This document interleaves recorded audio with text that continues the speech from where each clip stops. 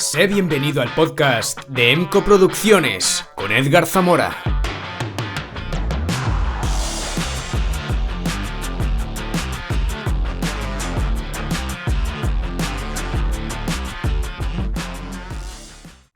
Bienvenidos, queridos oyentes, al primer episodio del podcast de EMCO Producciones. Si estáis aquí es porque compartimos algo esencial, la necesidad de reflexionar, aprender y, por qué no, entretenernos mientras hacemos lo que solemos hacer en la vida cotidiana.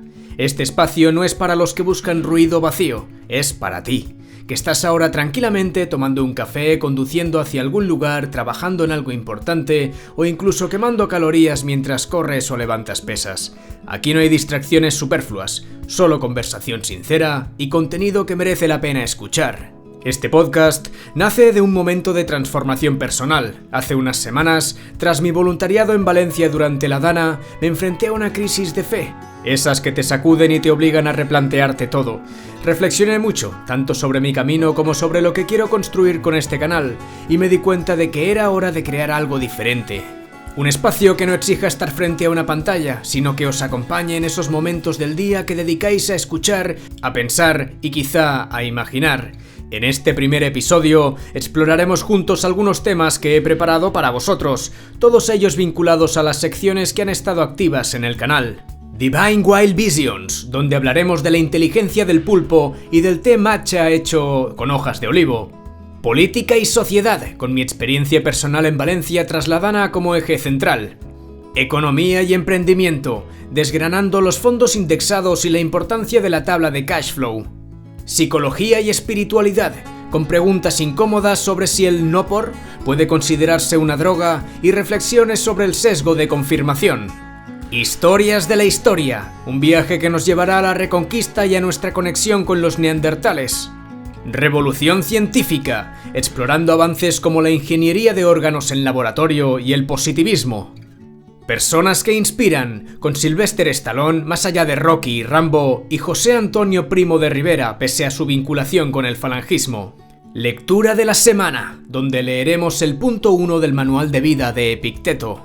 Este espacio no es solo un podcast, es un lugar para detenerse, respirar y abrir la mente. Así que preparaos porque este primer viaje promete ¡vamos allá! Bien, vamos a por la primera sección, Divine Wild Visions.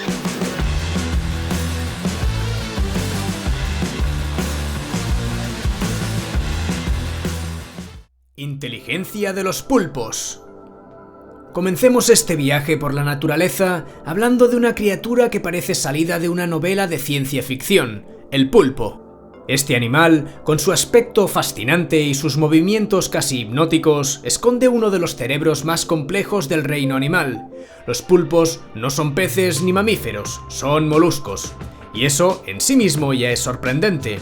En el árbol evolutivo están más cerca de los caracoles que de cualquier otra criatura que asocies con inteligencia, y sin embargo, los pulpos tienen 9 cerebros, uno central y 8 más, uno en cada tentáculo, que actúa de forma casi autónoma. Esto les permite procesar información de manera increíblemente eficiente. Imagina un ser que puede manipular su entorno mientras analiza lo inmediato en tiempo real. Lo más sorprendente es su capacidad para resolver problemas. En experimentos, los pulpos han aprendido a abrir frascos para obtener comida y a manipular objetos para salir de laberintos. Incluso se ha documentado cómo algunos pulpos lanzan agua a las luces de acuarios que les molestan, como si tuvieran algo personal contra ellas. No es solo instinto, es adaptación consciente al entorno. Un reciente descubrimiento ha puesto de manifiesto que los pulpos tienen algo similar a los humanos, una expresión genética en sus neuronas comparable a la de los mamíferos. Esto podría explicar por qué exhiben comportamientos tan sofisticados como usar herramientas o aprender observando a otros. Desde la perspectiva del medio ambiente, los pulpos nos enseñan una lección clave: adaptarse al cambio y a los desafíos sin destruir el entorno que los rodea. No olvidemos que son animales de corta vida, pero dejan un impacto enorme en la biodiversidad marina. Cada vez que nos maravillamos con ellos, deberíamos preguntarnos: ¿cómo estamos cuidando los mares que son su hogar? Por cierto, ¿sabes cómo se dice pañuelo en japonés? Sakamoko. Y vamos con el segundo tema de esta sección, el té matcha de hojas de olivo. Pasemos ahora a otro de los regalos de la naturaleza, las hojas de olivo, y una forma novedosa de aprovecharlas. Hace poco, alguien a quien respeto mucho me propuso una idea de negocio que me tiene intrigado: elaborar té matcha de hojas de olivo. Y antes de que lo preguntéis, no es simplemente un té verde cualquiera, es mucho más que eso. El té matcha tradicional se elabora moliendo hojas de té verde hasta convertirlas en un polvo fino, concentrando así todos sus nutrientes. Con las hojas de olivo el proceso es similar. Las hojas se recolectan cuidadosamente, se secan y luego se muelen hasta obtener un polvo verde intenso. Lo interesante aquí es el enorme valor nutricional de este producto. Las hojas de olivo contienen un compuesto llamado oleuropeína, que es conocido por ser un potente antioxidante y antiinflamatorio. Este compuesto ayuda a combatir el estrés oxidativo, fortalecer el sistema inmunológico y mantener la salud cardiovascular. Además, tiene propiedades antimicrobianas que pueden ser especialmente útiles en el ámbito deportivo, donde las defensas pueden verse comprometidas. En la práctica, este matcha mediterráneo es una alternativa saludable al té o al café tradicionales, con un perfil de sabor único y muchísimos beneficios. ¿Y sabéis qué es lo mejor? Su producción puede ser completamente sostenible. Los olivos ya forman parte del paisaje europeo y utilizar sus hojas es una forma de aprovechar al máximo un recurso que a menudo se desperdicia. Además de su potencial para la salud, tiene un atractivo creciente en el mercado europeo, donde los consumidores están cada vez más interesados en productos naturales, saludables y con una buena historia detrás. Y no me digáis que nos suena interesante exportar un poco de alma mediterránea en cada taza. El siguiente paso, profundizar en este proyecto, analizar su viabilidad y, si todo cuadra, quizás empezar a formar parte de este mercado, porque, al final, las buenas ideas no solo se piensan, se ejecutan. Pasemos ahora a la segunda sección de este podcast: política y sociedad. Mi experiencia en Valencia. 10 días después de las inundaciones que devastaron Valencia, tomé una decisión: bajar al terreno. No fui como espectador, sino como alguien dispuesto a ensuciarse las manos. Lo que encontré allí fue un espejo de lo que somos como sociedad, con todo lo bueno y lo malo que eso implica. Esta no es una historia cómoda, pero es la verdad y merece ser contada. En Paiporta y otros pueblos cercanos, la magnitud de la destrucción era abrumadora. Calles cubiertas de barro y escombros, coches apilados como juguetes rotos y casas con marcas de agua que parecían un testimonio de la fuerza devastadora de la Dana. Pero las heridas no eran solo materiales, también eran sociales. Allí se respiraba solidaridad, pero también desorganización, oportunismo y una desconcertante falta de dirección por parte de quienes deberían liderar en estos momentos críticos. Durante esos días me uní al equipo de mensajeros de la paz. Repartimos fruta fresca, comida caliente y productos de higiene a vecinos, voluntarios y militares en las zonas más afectadas. Fue un honor colaborar con ellos y desde aquí quiero agradecer de corazón a Josep y a todos los que formaron parte de esta labor, también a María y a su hijo Fernando, quienes me acogieron como si fuera parte de su familia. La generosidad de María y el esfuerzo incansable de Fernando, que no dejó de trabajar ni un solo día, son lecciones de dignidad y humanidad que nunca olvidaré. Gracias también a todas las personas que confiaron en mí para gestionar sus donaciones. Parte de lo recaudado se destinó a la compra de materiales de higiene y limpieza y el resto a electrodomésticos, algo ahora mismo esencial para muchas familias que lo han perdido todo. Sin vuestra confianza, esto no habría sido posible. Pero no todo fue positivo. Las donaciones se acumulaban sin un destino claro, convirtiendo calles enteras en almacenes improvisados. Mientras tanto, las instituciones parecían más interesadas en posar para las fotos que en coordinar una distribución eficaz. Vi a personas que no movieron un dedo por sus vecinos, pero que no dudaron en recoger donaciones y materiales como si fueran suyos. Estas actitudes no solo me indignaron, me hicieron reflexionar sobre las fracturas sociales que arrastramos como país. También vi recogedores de chatarra entre los escombros de las casas más afectadas. Como cristiano, trato de no juzgar las intenciones de nadie. Tal vez para unos esta fue su forma de sobrevivir en medio de la tragedia, pero no puedo evitar pensar que, en momentos como estos, Necesitamos unidad, no divisiones. Otra imagen que me dejó pensando fue encontrar botellas de alcohol con los botones de alarma todavía puestos, esparcidas entre los escombros. Alguien, en medio del caos, había saqueado comercios para darse una gran fiesta. No quiero juzgar, no sé las historias detrás de esto, quizás fue su manera de evadirse de una realidad insoportable, pero no es la forma más cívica de reaccionar ante una tragedia como esta. Lo más frustrante fue la cantidad de materiales desechados, guantes, botas, trajes de protección y basura generada por los propios voluntarios. Un sinsentido que simboliza nuestra falta de conciencia incluso cuando intentamos ayudar. ¿Qué dice esto de nosotros como sociedad? Por otro lado, la indignación de los vecinos hacia las autoridades es más que comprensible. Las alertas llegaron tarde, la respuesta fue insuficiente y la gestión del desastre caótica. Esto no es nuevo. Durante años hemos tolerado políticas ecologistas diseñadas desde despachos que no entienden el territorio. Los cauces de los ríos no se limpian, las presas se destruyen en nombre de un supuesto equilibrio ambiental y los agricultores, que realmente saben cómo cuidar la tierra, son ignorados. El resultado, desastres que podrían haberse mitigado. A nivel personal, esta experiencia me dejó tocado. Como ya he dicho, soy cristiano y espírita, y siempre he creído en la espiritualidad como algo inquebrantable, pero estos días me hicieron cuestionarlo todo, desde la existencia de Dios hasta la esencia misma de la fe. Vi tanto dolor, tanta injusticia, que me pregunté si todo esto tiene un propósito. Estas preguntas aún me acompañan y sé que necesitaré tiempo para encontrar respuestas. Además, mi Asperger me jugó una mala pasada. Mi dificultad para socializar me llevó a perder tiempo y energía en momentos cruciales. Es algo que me frustró profundamente. Por eso, he decidido que la próxima vez no iré solo. Aprender de esta experiencia es la única forma de ser más útil en el futuro.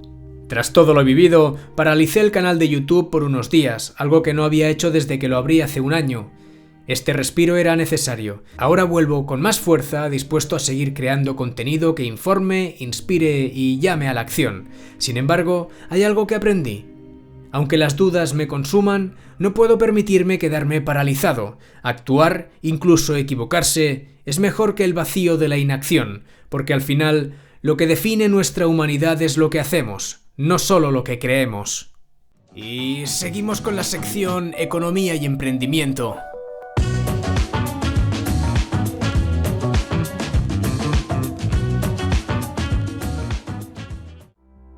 Y veamos los fondos indexados, la inversión inteligente para todos. Invertir siempre ha sonado a algo reservado para expertos en finanzas, ¿verdad? Pero lo cierto es que hoy, con las herramientas adecuadas, cualquiera puede construir un futuro financiero sólido. Y aquí es donde entran los fondos indexados, una de las formas más sencillas, seguras y eficaces de hacer crecer tu dinero a largo plazo. Un fondo indexado no es más que un vehículo de inversión que replica el comportamiento de un índice bursátil, como el S&P 500 en Estados Unidos. Esto significa que, en lugar de intentar superar al mercado, algo que incluso los mejores gestores activos raramente consiguen, los fondos indexados se limitan a seguirlo. Esta estrategia, conocida como inversión pasiva, tiene dos ventajas fundamentales: costes de gestión bajos y rentabilidad sostenida a largo plazo. Pero quiero ir un paso más allá y tocar un tema del que se habla poco pero que nos afecta a todos: el sistema de pensiones español. Seamos claros, el sistema de reparto actual es insostenible. La pirámide poblacional está invertida, hay menos jóvenes cotizando para sostener a una población cada vez más envejecida. Esto no es una opinión, es una realidad matemática. Confiar únicamente en una pensión pública es una apuesta arriesgada, y lo sabéis. Las pensiones no van a desaparecer mañana, pero cada vez serán más pequeñas y estarán más condicionadas. Por eso, si queremos garantizar un retiro digno, tenemos que asumir nuestra propia responsabilidad.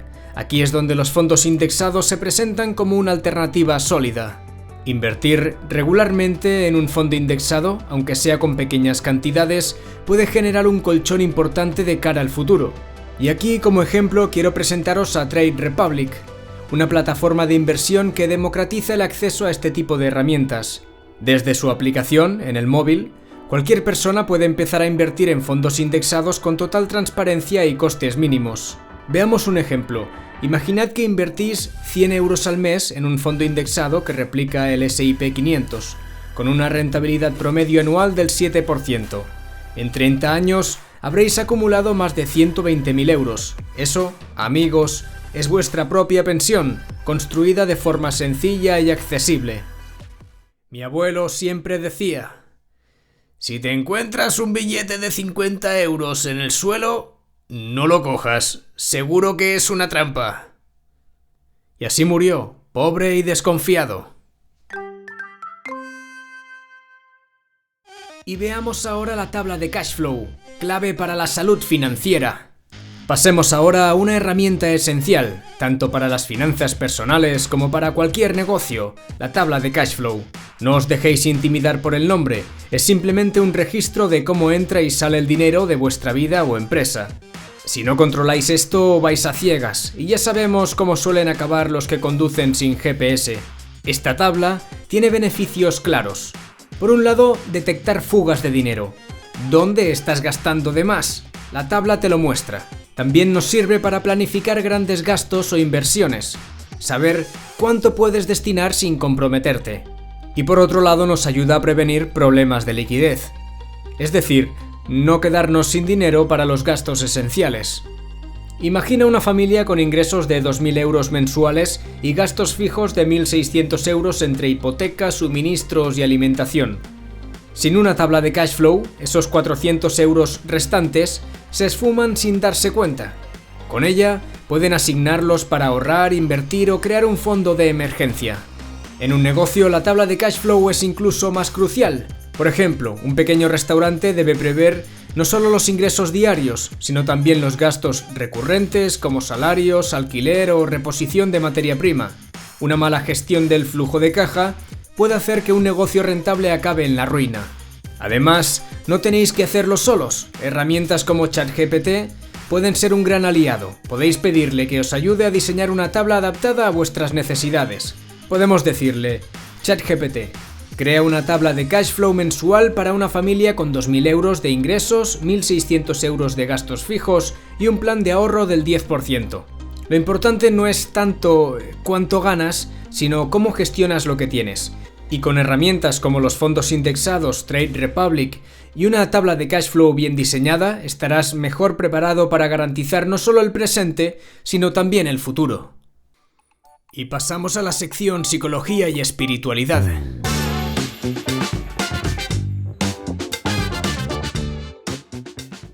Y el primer tema que nos atañe se centra en una pregunta.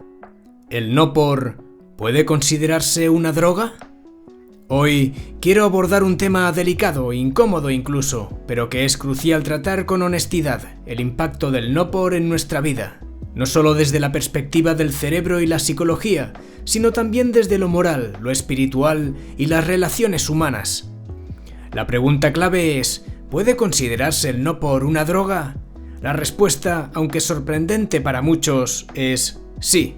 Pero hay más detrás de este hábito que un simple problema químico. Basándome en el trabajo de Marian Rojas Estapé, podemos afirmar que el no por actúa en el cerebro de una forma similar a las drogas. Activa los circuitos de recompensa, liberando grandes cantidades de dopamina, el neurotransmisor del placer. Este subidón químico genera satisfacción inmediata, pero a largo plazo el cerebro se acostumbra y necesita dosis cada vez mayores para experimentar el mismo efecto. Es decir, se genera tolerancia, lo que lleva al consumo excesivo y a una dependencia. El impacto de esta adicción no se queda en el plano químico, afecta a la percepción de las relaciones humanas, las emociones y nuestra capacidad de disfrutar del mundo real. Marian Rojas señala que el consumo prolongado altera las conexiones neuronales, debilitando la concentración, la memoria y la regulación emocional. Esto se traduce en aislamiento social, baja autoestima y dificultades para conectar con los demás. Sin embargo, el problema del no por no se limita al cerebro, es un ataque directo a nuestra ética, a nuestra capacidad de vivir una vida basada en valores. Alimenta una visión desvirtuada de la intimidad y reduce a las personas a meros objetos de consumo. En este proceso, despoja la sexualidad de su esencia más profunda, la creación de vínculos significativos, la expresión de amor y la construcción de una vida familiar basada en el respeto y la dignidad. El no por fomenta una desconexión emocional que deja huellas profundas en el alma. Cuando reducimos a una persona a un objeto, no solo faltamos a nuestra ética, sino también a la dignidad intrínseca de los demás. Esta visión utilitarista de las relaciones humanas distorsiona nuestra percepción del amor y de nuestra responsabilidad hacia los otros. El no por tiene consecuencias directas en las relaciones de pareja. Crea expectativas irreales sobre el cuerpo, la intimidad y el placer, generando frustración y descontento en la vida real. Las parejas dejan de verse como compañeros de vida y comienzan a compararse con estándares ficticios que nunca podrán alcanzar. La confianza, base de cualquier relación sólida, se ve minada por la secrecía y la culpa que a menudo acompañan al consumo del no por. En el ámbito familiar, la adicción al no por erosiona los lazos afectivos, afectando la estabilidad emocional y moral del hogar. Los hijos perciben esta desconexión y las parejas se distancian, dejando un vacío que difícilmente puede llenarse mientras persista esta adicción. Desde una perspectiva espiritual, el no por nos aleja de lo que nos hace humanos, nuestra capacidad de amar plenamente, comprometernos y construir algo más grande que nosotros mismos. Nos encierra en un ciclo de gratificación inmediata que nos deja vacíos y desconectados, tanto de los demás como de nosotros mismos. Nos priva de la posibilidad de vivir una vida íntegra, guiada por valores sólidos y una conexión genuina con la espiritualidad. Pero, ¿cómo salir de esta trampa? Reconociendo primero que existe un problema. No se trata solo de voluntad, hay que entender los mecanismos que lo alimentan. Luego, es vital desconectar del estímulo, practicando una especie de desintoxicación digital. Sustituir el hábito con actividades que refuercen la dopamina de forma natural, como el ejercicio, la lectura, la meditación o pasar tiempo de calidad con seres queridos, es esencial. Veamos algunos pasos para liberarse del no por. El número 1. Reconocimiento del problema. Admitir que este hábito está afectando tu vida y tus relaciones. Número 2. Cambio de entorno. Reducir las situaciones que fomenten el consumo, como la soledad prolongada o el uso excesivo del móvil. Número 3. Adoptar nuevos hábitos saludables. Actividades como el ejercicio, la música o el voluntariado pueden ayudar a sustituir este hábito por algo positivo. 4. Fortalecer la espiritualidad. Buscar en la fe o en la reflexión espiritual un ancla que te mantenga centrado en lo que realmente importa. Paso 5. Apoyo profesional. Terapia individual o de grupo puede ser clave para entender y superar la dependencia. Y 6. El no por no es solo un problema psicológico, es un desafío moral, emocional y espiritual. Reconocerlo y enfrentarlo no solo transforma nuestras vidas, sino también nuestra capacidad de amar, construir relaciones auténticas y vivir de acuerdo con nuestros valores. La recuperación comienza con pequeños pasos, pero el impacto positivo que genera es enorme. ¡Ey! ¿Sabes cuál es el país donde las mujeres van solo en bici? ¡Mozambique! ¡No! Y vamos ahora al segundo punto de esta sección. El sesgo de confirmación. Ahora quiero hablaros de algo que afecta profundamente nuestra manera de entender el mundo, el sesgo de confirmación.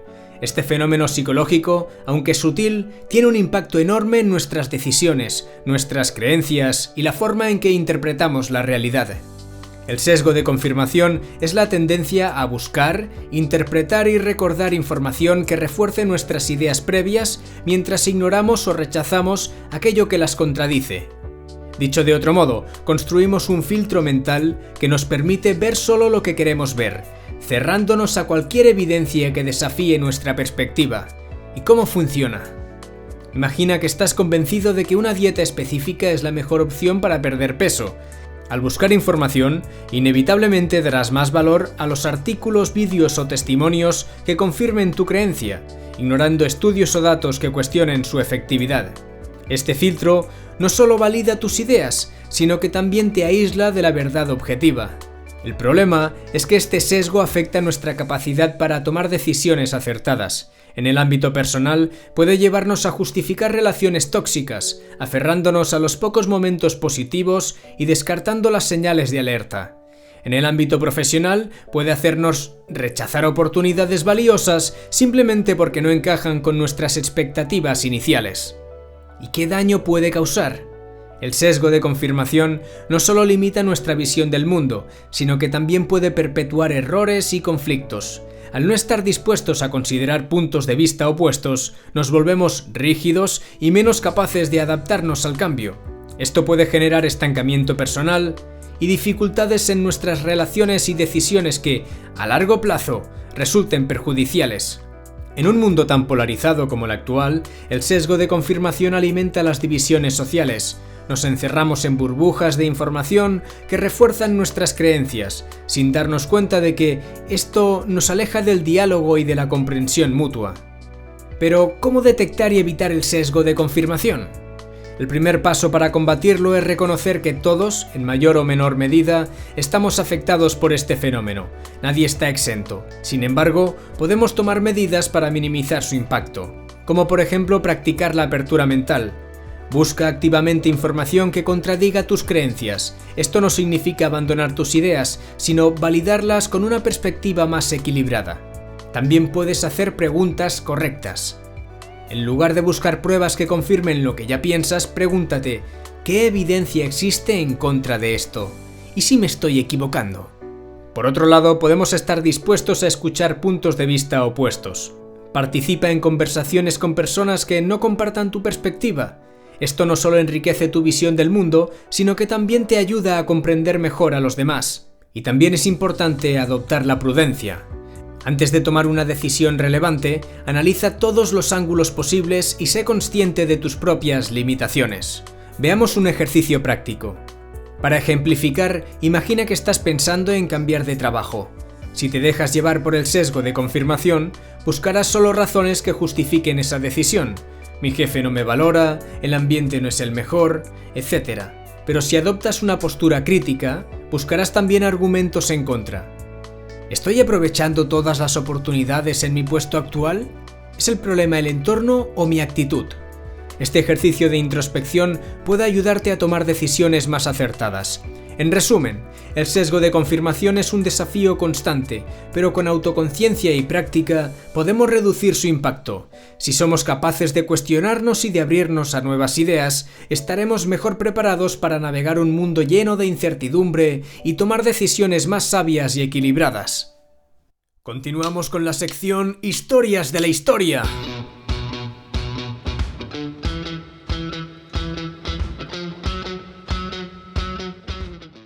La Reconquista.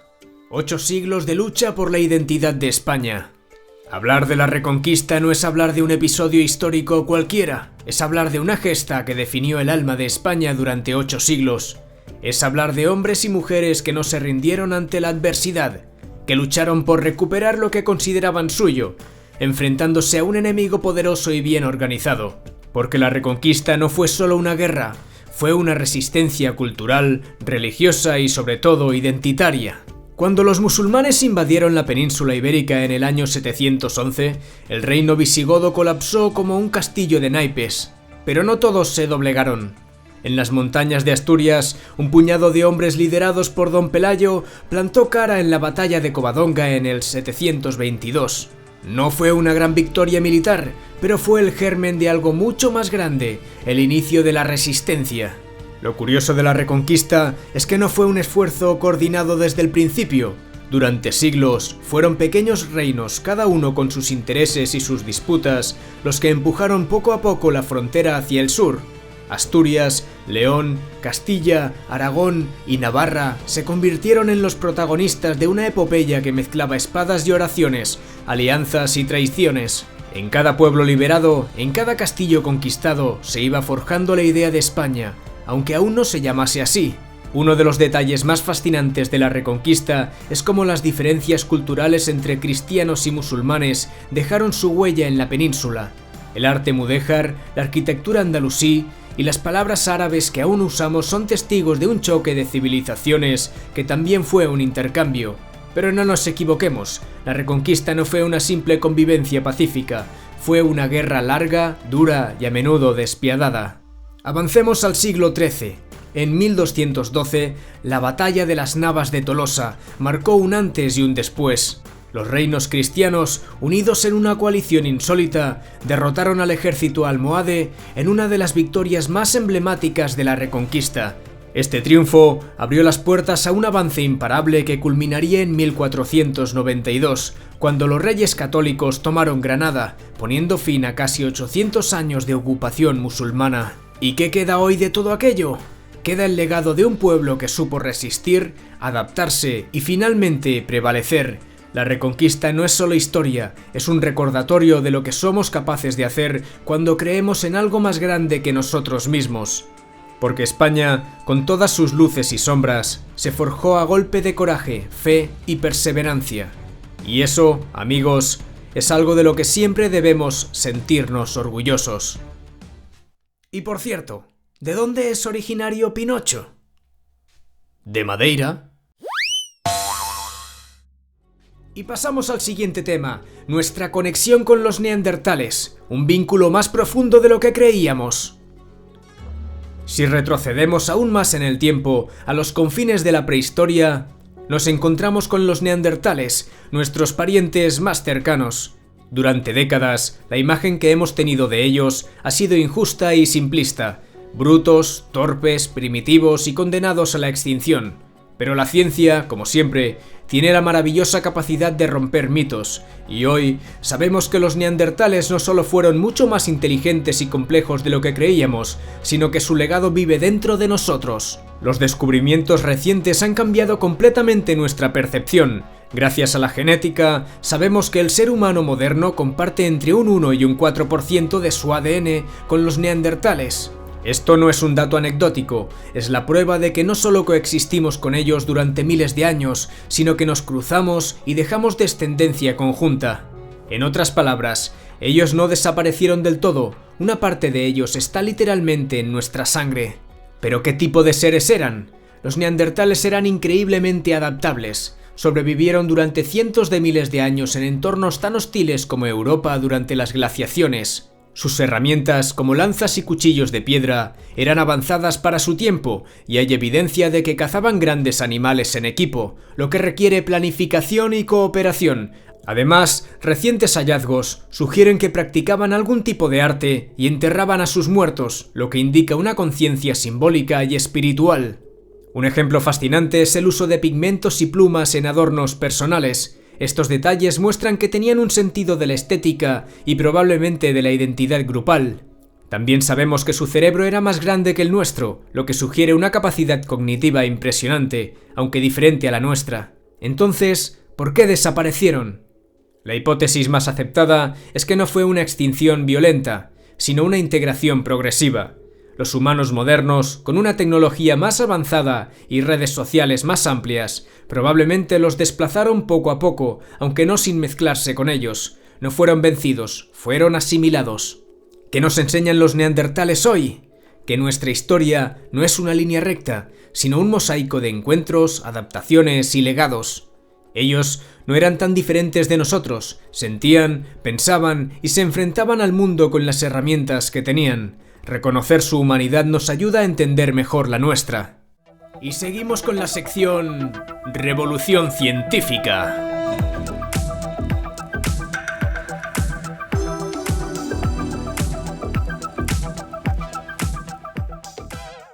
En el primer tema de esta sección trataremos la ingeniería de órganos de laboratorio, la ciencia de lo imposible.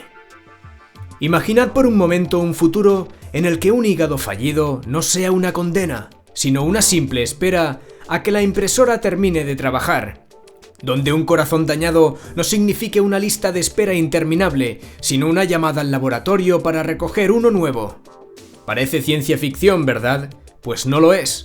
Esto está ocurriendo ahora, en pequeños laboratorios repartidos por el mundo, en universidades punteras y en garajes de visionarios que trabajan con recursos limitados, pero con ideas ilimitadas. La ingeniería de órganos de laboratorio no es solo un avance científico, es una declaración de intenciones. Es el ser humano desafiando su propia biología, reinventándose.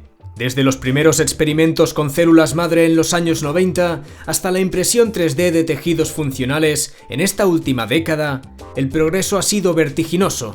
Pero como todo gran avance, este no ha llegado sin obstáculos ni dilemas éticos. Veamos un poco de historia y algunos hitos recientes. El punto de partida lo encontramos en la ingeniería de tejidos. Durante los años 90, científicos lograron cultivar células humanas en estructuras tridimensionales llamadas andamios biológicos. Aunque rudimentarias, estas estructuras sentaron las bases para lo que vendría después. La gran revolución llegó con la bioimpresión en 3D, donde tintas hechas de células madre vivas permitieron crear estructuras complejas como tejidos vasculares y, más recientemente, órganos funcionales. Uno de los experimentos más fascinantes ocurrió en 2019, cuando investigadores israelíes crearon un pequeño corazón funcional utilizando bioimpresión 3D. Este corazón, aunque del tamaño de una cereza, era capaz de contraerse y bombeaba líquidos como lo haría un corazón real. Fue un momento histórico. No era solo una réplica anatómica, era vida creada en un laboratorio. Pero no solo las instituciones tradicionales están llevando esta ciencia al límite. En garajes y pequeños talleres de todo el mundo, biohackers independientes están explorando formas de democratizar esta tecnología. Imaginad a un joven científico sin más recursos que una impresora 3D adaptada y unas cuantas células madre, desarrollando tejidos que podrían algún día salvar vidas. Algunos los llaman imprudentes, yo los llamo pioneros. Prestemos atención al desafío de la financiación y al apoyo institucional.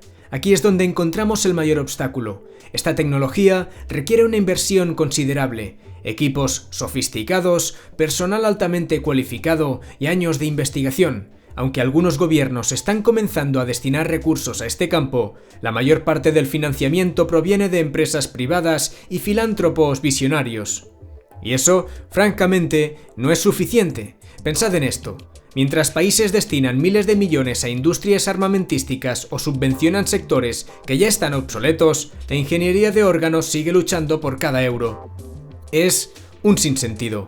Resolver el problema de los trasplantes no es solo salvar vidas, es ahorrar miles de millones en tratamientos crónicos y mejorar la calidad de vida de millones de personas.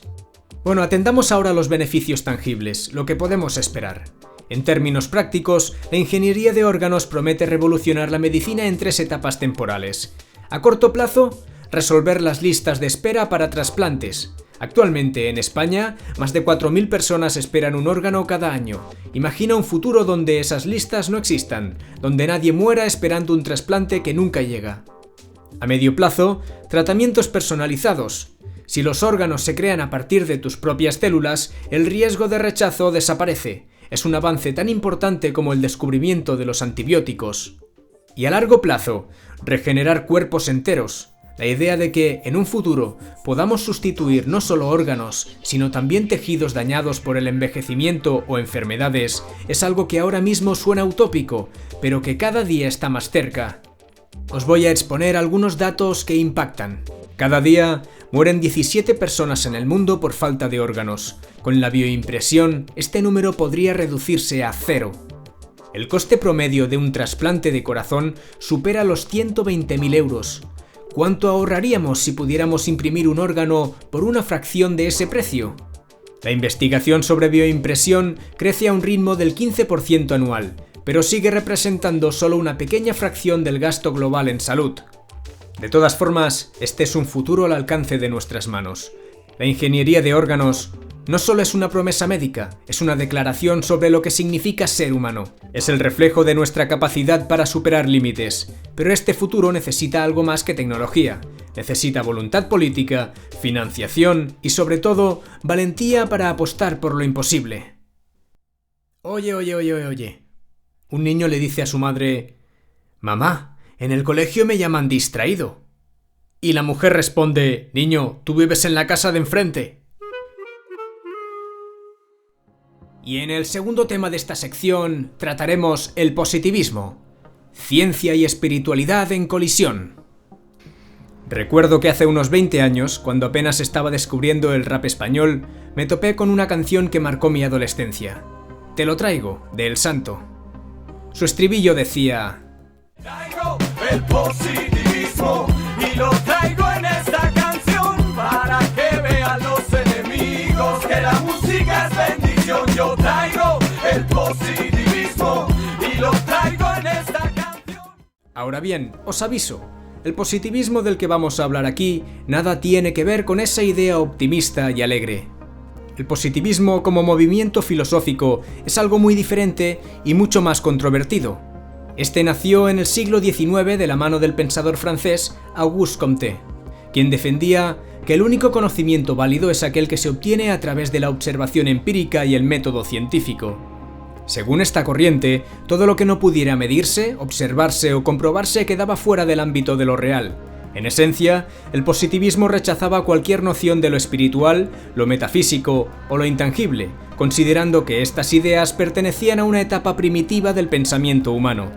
Para los positivistas, la humanidad evolucionaba en tres etapas: teológica, donde las explicaciones del mundo se basaban en dioses y mitos; metafísica, donde predominaban las ideas abstractas y filosóficas; y científica, donde todo debía ser explicado a través de leyes naturales y experimentación.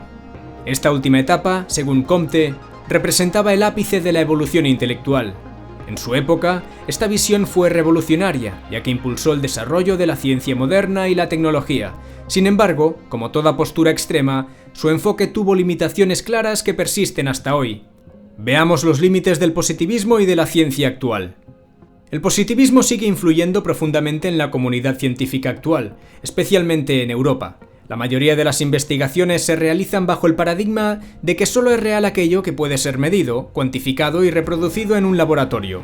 Esto, aunque útil para muchas disciplinas, deja fuera una parte importante de la experiencia humana y del conocimiento potencial. La ciencia moderna ha logrado avances impresionantes, pero no puede medirlo todo. Hay fenómenos que aún escapan a nuestra comprensión porque nuestras herramientas, por sofisticadas que sean, todavía no están preparadas para captarlos. La conciencia, la intuición, las emociones humanas complejas, la conexión espiritual, todos estos aspectos siguen siendo en gran medida un misterio. El problema no está en la ciencia como método, sino en la actitud positivista de descartar todo lo que no se puede medir en el presente. Este enfoque no solo limita nuestra capacidad de entender el mundo, sino que también frena el avance de descubrimientos que podrían hacerse con una visión más abierta. ¿Qué hubiera pasado si los grandes pensadores del pasado, desde Galileo hasta Einstein, hubieran rechazado investigar aquello que parecía intangible o imposible de probar con las herramientas de su tiempo? Probablemente se requiera una visión más abierta para avanzar. La ciencia, como el conocimiento humano, no es estática. Lo que no podemos medir hoy podría ser medible mañana, pero para que eso ocurra necesitamos un cambio de mentalidad. En lugar de descartar lo desconocido, deberíamos adoptarlo como un desafío, como una frontera por explorar. Aceptar que no sabemos todo no es una debilidad, es un acto de humildad y apertura. Por ejemplo, en la física cuántica, conceptos como la superposición de partículas o el entrelazamiento cuántico desafían las nociones tradicionales de espacio y tiempo. Durante décadas, estas ideas fueron rechazadas por ser demasiado abstractas. Hoy, no solo las aceptamos, sino que son la base de avances tecnológicos como la computación cuántica. Algo similar ocurre con la conciencia.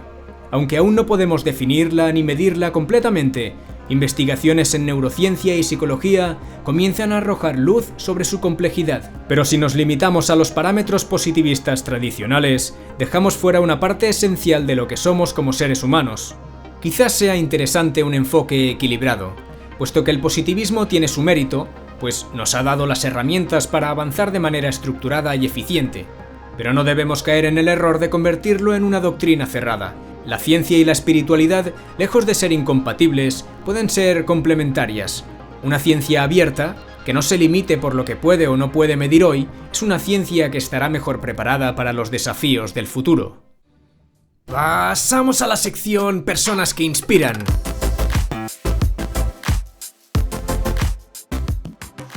En primer lugar, Sylvester Stallone, más allá de Rocky y Rambo.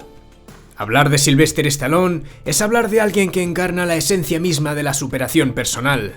Su vida, tanto dentro como fuera de la pantalla, es un testimonio de que el éxito no llega a quienes tienen suerte, sino a quienes están dispuestos a luchar con uñas y dientes por lo que creen. Stallone no es solo un actor, es un ejemplo viviente de integridad, perseverancia y fe en uno mismo.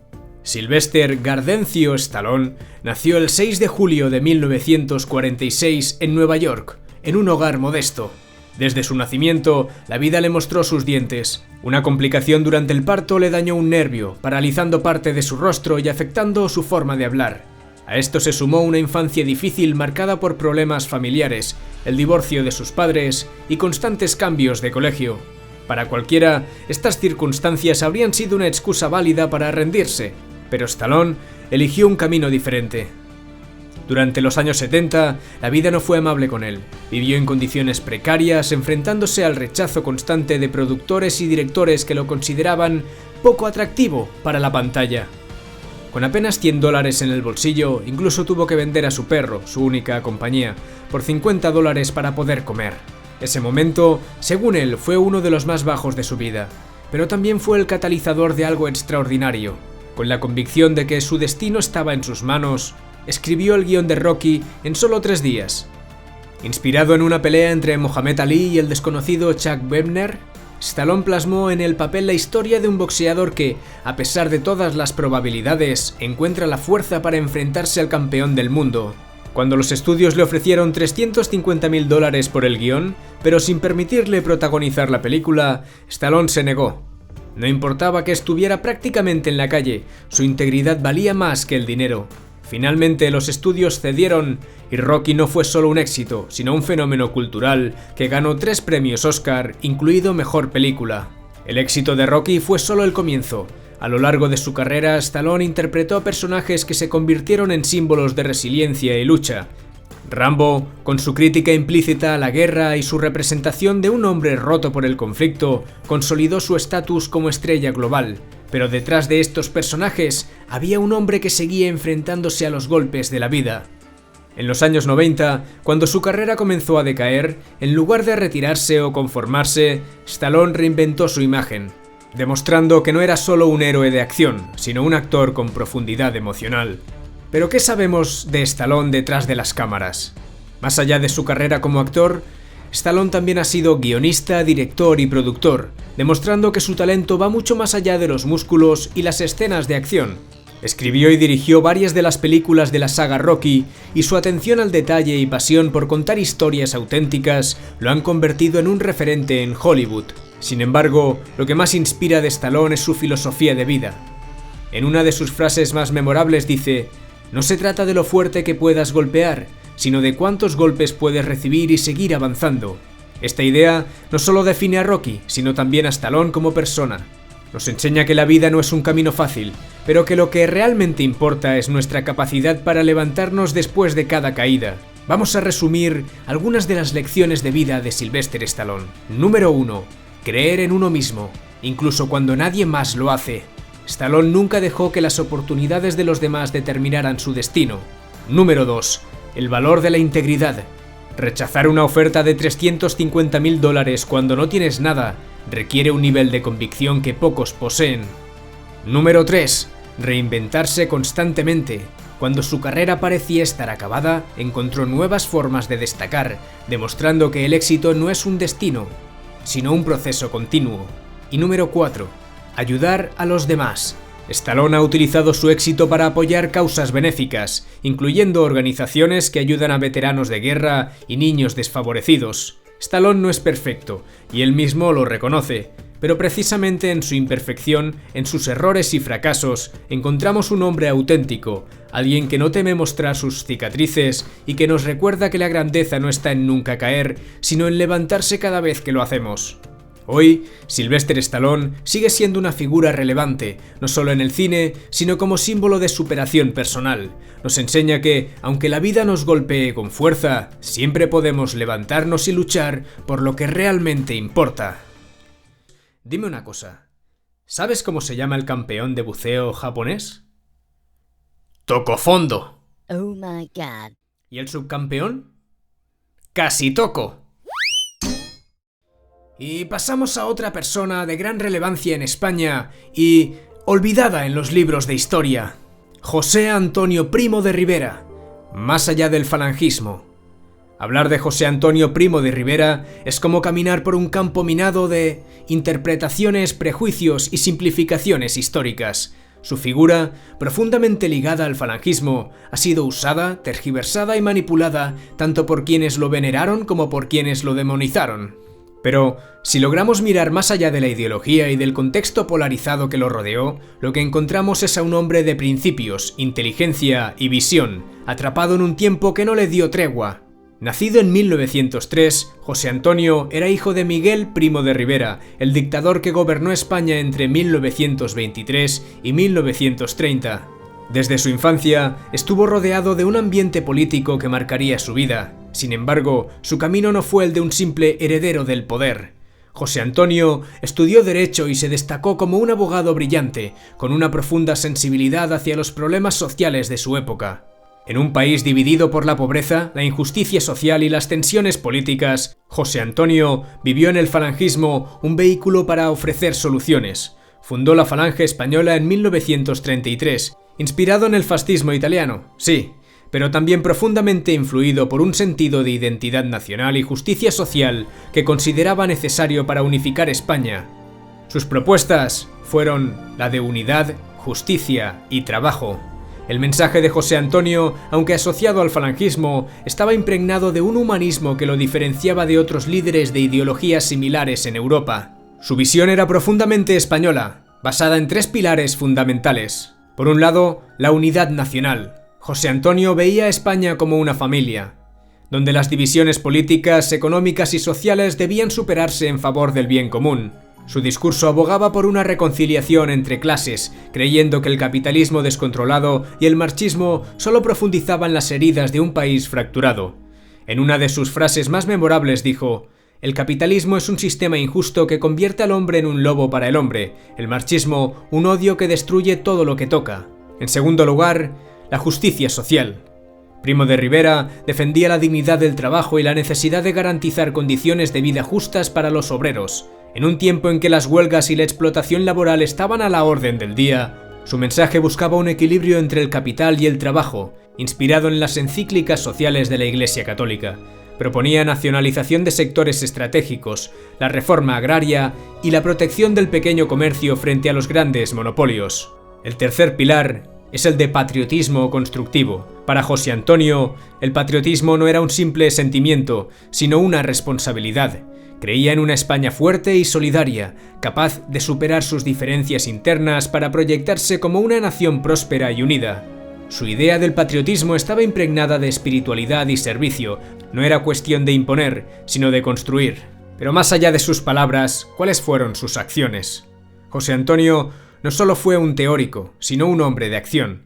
Desde los inicios de la Falange, utilizó su carisma y su habilidad oratoria para conectar con los jóvenes y con los trabajadores descontentos. Aunque su movimiento tuvo enfrentamientos violentos, inevitables en un contexto político tan tenso como el de los años 30 en España, José Antonio siempre mostró rechazo hacia la violencia gratuita. Un ejemplo claro de esto fue su crítica hacia los excesos de algunos de sus propios seguidores. En varios discursos dejó claro que el uso de la fuerza solo estaba justificado para defender la justicia, no para imponer el odio. Incluso en prisión, durante los últimos meses de su vida, intentó mediar entre las partes en conflicto, enviando cartas a políticos de ambos bandos para intentar detener la escalada de la violencia que llevaría a España a la guerra civil. Veamos el legado de este hombre. José Antonio fue detenido en 1936 y condenado a muerte en un juicio plagado de irregularidades. Fue fusilado el 20 de noviembre de ese mismo año, a los 33 años, dejando tras de sí un legado que aún hoy genera debate. Su muerte fue utilizada como símbolo por el franquismo, que desvirtuó muchas de sus ideas para adaptarlas a su propia narrativa.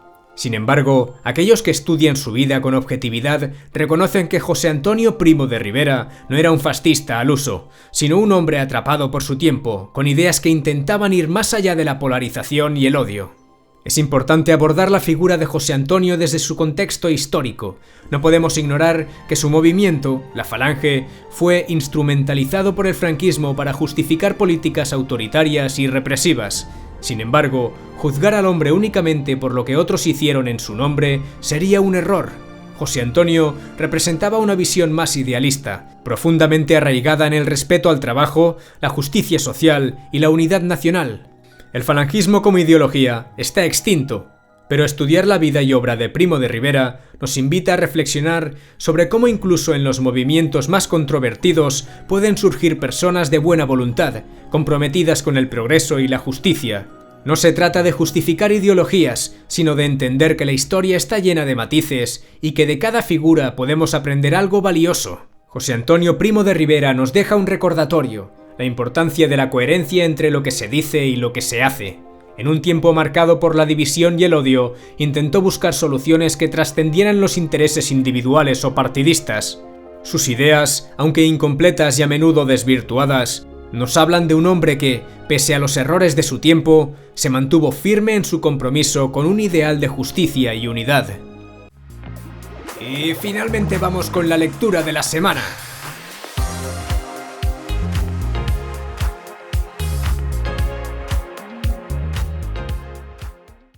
En este primer podcast vamos a leer el punto 1 del manual de vida de Epicteto. Hoy nos sumergimos en las aguas del estoicismo, una filosofía que no solo ha sobrevivido al paso de los siglos, sino que sigue siendo una brújula para quienes buscan serenidad y claridad en un mundo caótico. Y lo hacemos de la mano de Epicteto, uno de los grandes maestros de esta escuela, que nos dejó su sabiduría en el manual de vida.